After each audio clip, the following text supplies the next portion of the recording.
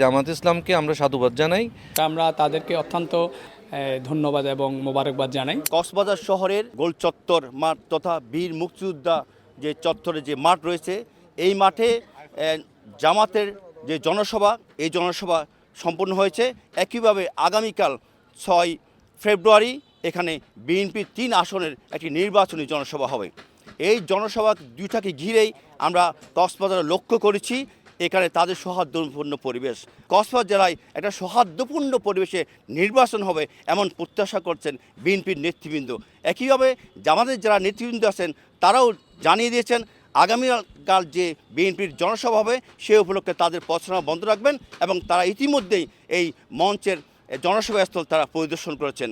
সবাই প্রত্যাশা করছেন আগামী 12 ফেব্রুয়ারি একটি সৌহার্দ্যপূর্ণ পরিবেশ কক্সবাজার জেলায় দৃষ্টান্ত স্থাপন করবে।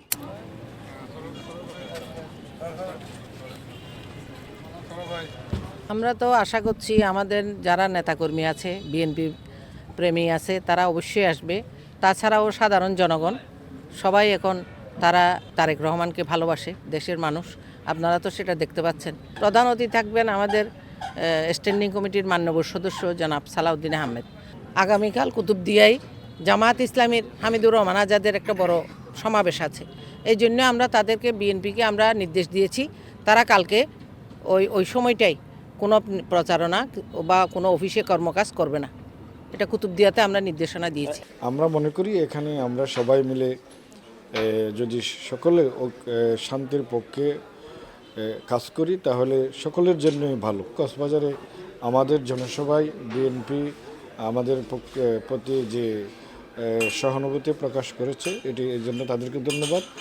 আমরা অতীতেও ছিলাম, এখনও আছি, ভবিষ্যতেও থাকবো। আমরা সবসময় শান্তির পক্ষে এবং গণতান্ত্রিক পরিবেশে উদারতা এবং সবাই একজন আরেকজনের মতামতকে শ্রদ্ধা জানাবে এবং সবাই একজন আরেকজনকে গণতান্ত্রিক পরিবেশে মতামত ব্যক্ত করার জন্য একটা উদার, একটা সহজ সুন্দর পরিবেশ তৈরি করবে।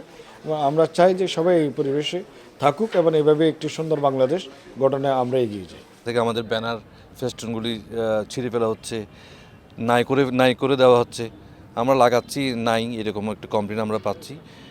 এবং তার চুরি হয়েছে এখানে, যেমন লুৎফর কাজল যে কমপ্লেনগুলি করছে এগুলি সাধারণ নেতাকর্মীদের মাঝ থেকে আমরা পেয়েছি। এবং এটা তো কারা করছে এটা তো আমরা বলতে পারবো না। কারা করছে আমরা অভিযোগ করছি রিটার্নিং অফিসারের কাছে, তদন্তের পরে জানা যাবে। তা আমরাও চাই এটা সদ্যপূর্ণ নির্বাচন হোক, এখানে উৎসবমুখর নির্বাচন হোক, এটাই আমরা চাই। তাদেরকে জামাত ইসলামকে আমরা সাধুবাদ জানাই। আমরাও চাই একটা সদ্যপূর্ণ একটা নির্বাচন হবে, উৎসবমুখর নির্বাচন হবে, আনন্দমুখর নির্বাচন হবে। অনেকদিন পরে এই নির্বাচন, ভোটাররা 17 বছর ভোট দিতে পারে নাই সাধারণ মানুষ। উৎসবমুখর পরিবেশে একটা ভোটের পরিস্থিতি সৃষ্টি হবে, এটাই আমরা চাই। তারা এবং আমরাই শুরু করেছিলাম যে তাদের মঞ্চ পরিদর্শন, তাদের মাঠ পরিদর্শন, এবং এই মঞ্চের পেছনেই আমাদের নির্বাচনী অফিস ছিল, আমরা এটা বন্ধ রেখেছি। আমি সকালে মিডিয়ার মাধ্যমে জানতে পেরেছি যে এখানে ওনাদের কিছু ব্যানার ফেস্টুন ছিঁড়ে ফেলা হয়েছে এবং তাদের জনসভাস্থলে কিছু তার চুরি হয়েছে। আমি স্পেসিফিক জানতে চেয়েছি ব্যানারগুলো কোথায় ছেঁড়া হয়েছে। তারা বলেছেন প্রধান সড়কে ব্যানারগুলো ছিঁড়ে ফেলা হয়েছে। তো আমি সরেজমিনে পরিদর্শন করে দেখলাম যে কক্সবাজার শহরে রাতের বেলায় অনেক বড় বড় ট্রাক এবং ভ্যান গাড়ি চলাচল করে।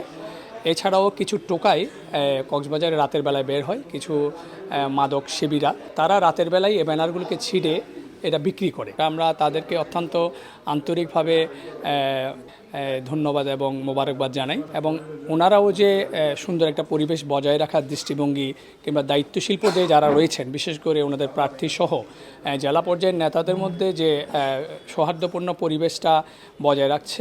আমরা একটি ঐক্যের বাংলাদেশ চাই, একটি সৌহার্দ্যের বাংলাদেশ চাই, একটি সম্প্রীতির বাংলাদেশ আমরা আগামীতে আশা করছি।